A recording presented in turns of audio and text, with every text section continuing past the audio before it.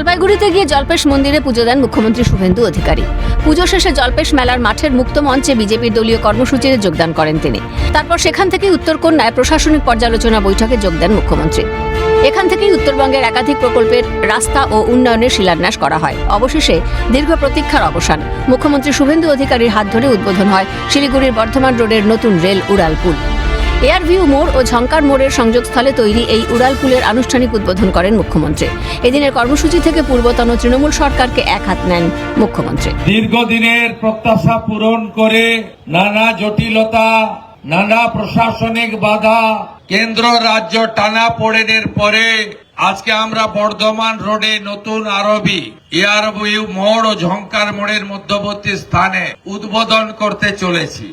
এই কর্মসূচিতে যে জটিলতা ছিল এর একটাই কারণ ছিল, বিগত দিনে যে রাজ্য সরকার ছিল তারা কেন্দ্রীয় সরকারের সঙ্গে যুদ্ধ করে টাইম কাটিয়ে দিয়েছে।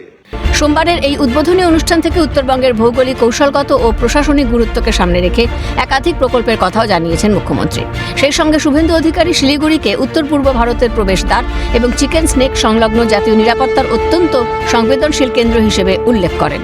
উত্তরবঙ্গ যা আমাদের দেশের পক্ষে অত্যন্ত গুরুত্বপূর্ণ, শিলিগুড়ি এবং এই এলাকা it's a gateway of north eastern, এবং পাশেই আপনারা জানেন চিকেন নেকের অন্তর্ভুক্ত, রাষ্ট্রীয় সুরক্ষার প্রশ্ন, পাশেই আসাম রাজ্য, তারপরে মেঘালয়, এদিকে সিকিম। আমাদের এই এলাকার আরো উন্নয়নের কাজ সঠিকভাবে করার জন্য আমাদের এটা গুরুত্বপূর্ণ ছিল। মুখ্যমন্ত্রীর বক্তব্যে উঠে আসে অতীতে যৌথ প্রকল্পের 50% অর্থ রাজ্যকে দিতে হলেও বর্তমানে কেন্দ্রীয় রেল মন্ত্রক 100% অর্থায়নেই উড়ালপুল নির্মাণে রাজি হয়েছে। আমরা সরকার আসার পরে 500 আরবি রেল আর পশ্চিমবঙ্গ সরকার মিলে করছে। 50% টাকা রেল দিচ্ছে, 50% আমরা আগে দিয়েছি। এখন তো রেল আমাদের বলেছে 100% টাকা তারা দেবে। নরেন্দ্র মোদীজির নেতৃত্বে ডবল ইঞ্জিনের সুফল আজকে দেখলেন, আগামী দিনে আরো দেখতে থাকুন। আগামী দিনে নতুন রাজ্য সরকারের জাতীয় নিরাপত্তার স্বার্থে জমি জটিলতা মেটানোই মূল অগ্রাধিকার হবে বলে জানিয়েছেন শুভেন্দু অধিকারী। এই প্রসঙ্গে মুখ্যমন্ত্রী হিলি থেকে কোচবিহার পর্যন্ত নতুন রেলপথের জন্য জমি দেওয়া হচ্ছে বলে জানান।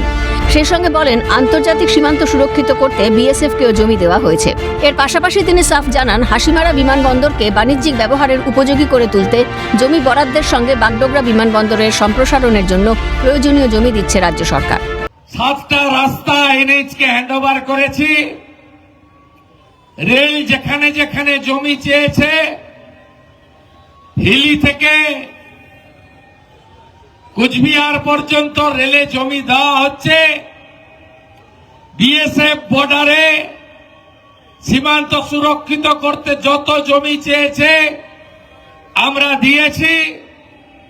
হাসিমারা এয়ারপোর্টকে কমার্শিয়াল এয়ারপোর্টের জন্য জমি চেয়েছে, সেটাও আমরা দেব।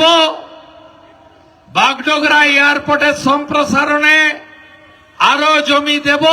উত্তরবঙ্গবাসীকে প্রশাসনিক কাজের জন্য যেতে হয় সুদূর কলকাতায়। তাই আগামী দিনে নবান্নের অধিকাংশ দপ্তরের কাজ উত্তরবঙ্গের রাজ্য সচিবালয় উত্তরকন্যায় স্থানান্তরিত করার আশ্বাস দেন মুখ্যমন্ত্রী।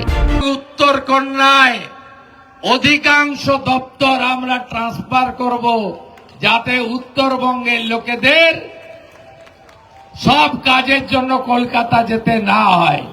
এদিনের অনুষ্ঠানে অর্থমন্ত্রী স্বপন দাশগুপ্ত, পর্যটন মন্ত্রী শঙ্কর ঘোষ, উত্তরবঙ্গ উন্নয়ন মন্ত্রী নিশীথ প্রামাণিক, অর্থ ও পরিবহনের রাষ্ট্রমন্ত্রী আনন্দময় বর্মন, দার্জিলিংয়ের সাংসদ রাজু বিস্তা, স্বরাষ্ট্র ও পার্বত্য বিষয়ক রাষ্ট্রমন্ত্রী বিশাল লামা সহ স্থানীয় বিধায়ক এবং জেলা ও পুলিশ প্রশাসনের শীর্ষকর্তারা উপস্থিত ছিলেন। সৃজা সরকার ও স্নেহাশিস সরকারের রিপোর্ট, ক্যালকাটা নিউজ।